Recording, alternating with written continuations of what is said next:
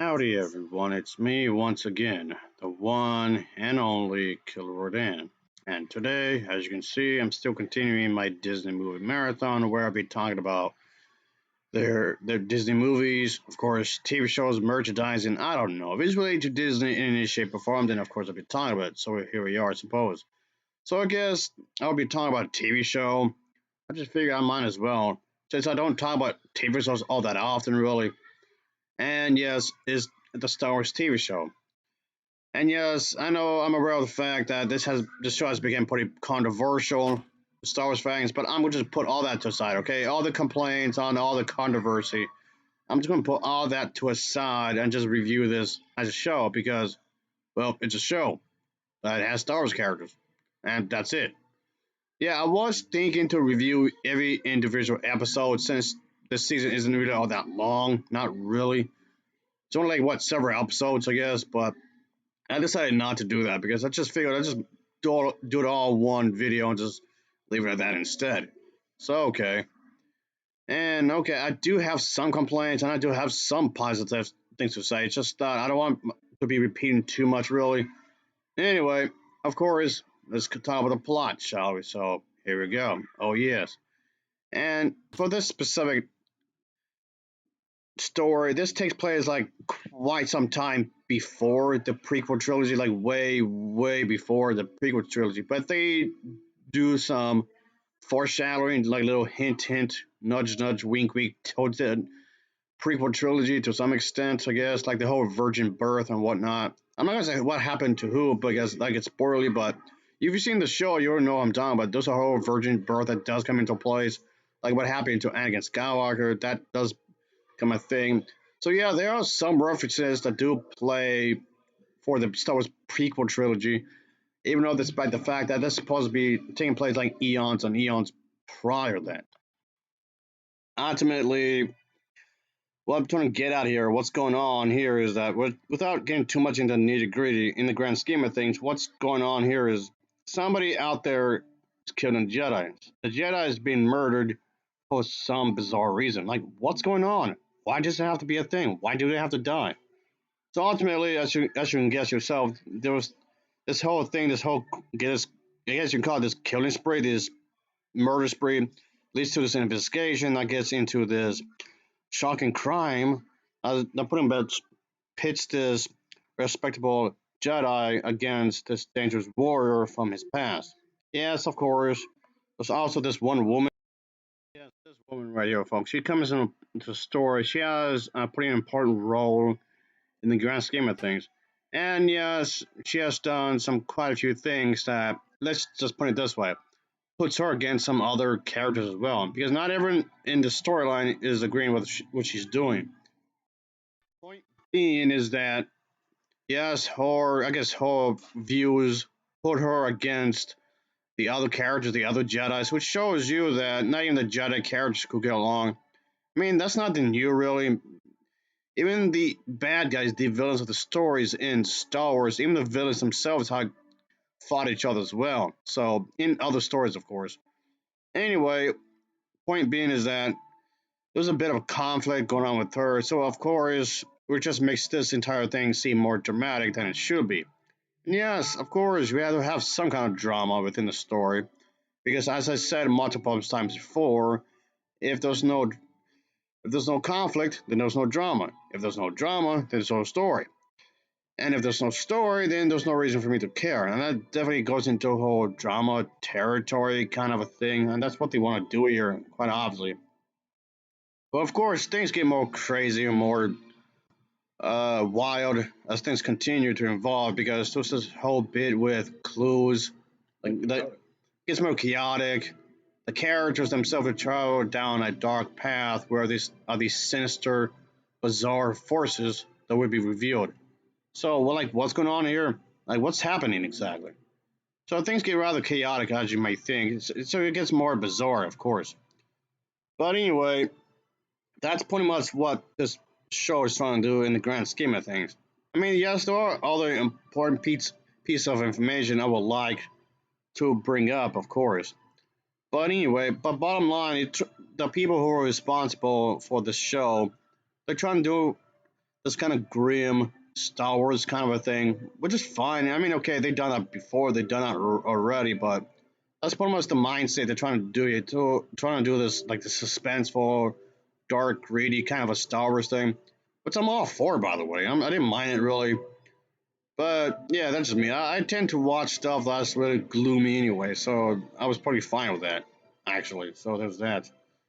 But anyway, point being is that that's what they're trying to go for like a dark, gloomy approach for Star Wars, and that's fine. It's not like the movies weren't dark before. I mean, what certain movies? I mean, yeah, some movies were darker than others, sure, but this kind of approach of storytelling for Star Wars is nothing new. So of course, it's going to do that. I'm not surprised. Anyway, but yes, there's quite a few Jedi characters that do show up in the show. There's quite a few of them that do come up. And yes, each individual one will have some screen time. Like I said, it's there's several episodes anyway, so that shouldn't be too hard to do, of course. And yes, there's a mysterious killer out there, as you might expect. And it's this guy right here. I do like the whole mask thing. They have the character, the red lightsaber and all that. They try to make him seem mysterious and, of course, dark and gloomy and all that jazz. They're trying to do that. And, of course, he's trying to hide his true identity, of course, as you might expect. All right, another character that they do show quite often. They do focus other than the one lady just showed is also this guy. Yeah, this guy does also play an important role in the grand scheme of things, quite obviously. And yes, he gets into some conflict with some other characters as well. So it's just comes off. You're going to see lots of fighting going on through each episode. So that's something, I suppose. I'm not surprised because when you think about it, a lot of the Star Wars fans often talk about the fighting anyway. So you can't really get mad at the show for that because that's the thing, though. One of the biggest criticisms towards these original trilogies that the fights were done bad, which I don't disagree with because having a truck tons of fighting is kind of besides the point. I mean, yes, the fighting in the series has gotten better over the years. That I would do admit, of course. But again, that's besides the point. You're supposed to have the emotional weight to it because the fight scenes would seem shadow otherwise. I'm saying this because that's like one of my biggest issues with the prequel trilogy is that the fight scenes were actually pretty decent, actually. So it was well choreographed, but it didn't mean anything at the end of the day. It was pretty shallow, really. But I mean, okay, I'm not trying to get too much into that. It's like, okay, which era of Star Wars is the best? That's not what I'm trying to get at. Okay, I'm just again throwing it out there. That's kind of besides the point. I'm trying to use this as a comparison. Is all. As for the show, however, at least they were trying to do something with the show because the characters are supposed to have this interpersonal drama, which yes can potentially lead to these fight scenes, which of course do happen quite frequently throughout each episode. So on the bright side, at least we're attempting. Again, I said the word attempting. Okay, just throwing out there was some kind of effort being done in here, folks. So there was at least some meat to the fight scenes, at least to some extent. Even though in some areas of the episodes they do come off a bit contrived in some way. So there was moments where it just seemed like the war just having conflict just for the sake of conflict, just to do it. Which yes does bring it down the experience for me, of course. And I never cared for the Star Wars prequel trilogy to begin with. As far as I'm concerned, there's still some of the worst sci-fi movies I've ever seen. Not just Star Wars, but sci-fi in general. Not the absolute worst. I'm not saying that. Okay, I'm not gonna be that hyperbolic. I've seen far worse. Because in all honesty, when it comes to the absolute worst of the worst sci-fi movies, I would have to hand it over to. From the moment when the spaceship kidnaps Billy and Betty, here are some of the incredible things you'll actually see as Santa Claus conquers the Martians. You'll hardly believe your eyes as a giant Martian robot captures Billy and Betty. The evil Boldar imprisons Billy, Betty, and Santa in a space death chamber. Will they escape?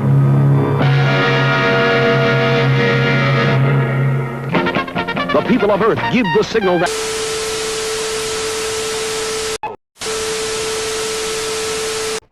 So right, I could go on and on with that, but again, that's not really what I'm trying. I'm not trying to focus too much on that really because ultimately, when it comes to the worst sci-fi movies, yes, I've seen worse. So I will not be hyperbolic and say that that Star Wars prequel trilogy is the worst. Is it good? No, but I won't say that it's the worst. I mean, I like some of the ideas in some ways. I like that some ideas were actually pretty good. It's just terrible execution. And in some ways, I can say the same thing with the show. Here's that I like some of the ideas in the show. Some of the ideas were actually not that bad. I like the how like not all the Jedi can get along. Yeah, you can actually make things more complicated. It can actually help it to make it more suspenseful. Sure, I'll give it that. And I just thought some of the writing needed some work. I thought some of the characterizations needed some work. And I mean, yes, I can tell that the Star Wars, well, whoever wrote the show anyway, is trying to, I guess, cover up some of the continuity errors that the prequel trilogy left behind. But the damage is done, so there was that.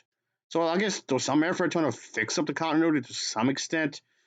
But ultimately, I can say is that it's okay. I thought the show was okay, I guess, I suppose. But ultimately, yes, I feel like this there was potential here. And wasted potential is like wasted energy. You're just wasting it. Anyway, I mean, the show's alright, I guess. Again, I've seen far worse of this. I've seen worse TV shows than this, but okay, if I'm gonna just put this out there, is that if I'm gonna watch anything, I prefer to watch this Star Wars show, let's say, over Full House, because honestly, that was not a good show. I thought it was a boring show. Oh, that's a terrible show. That was really bad. I never understood the popularity of it, honestly. But anyway, dragging that's sidetracking here. But point being, like I said, this show is okay. It's not the worst. It's not the best. It's somewhere in the middle. It's just okay. Anyway, I'll give this film an overall rating of a 5.0 out of 10. It's a 5.0 out of 10 because it's just okay. Because just like Mass Effect 4, Mass Effect Andromeda, it's just okay. Very, very okay. Thanks for watching. See ya. Oh yeah.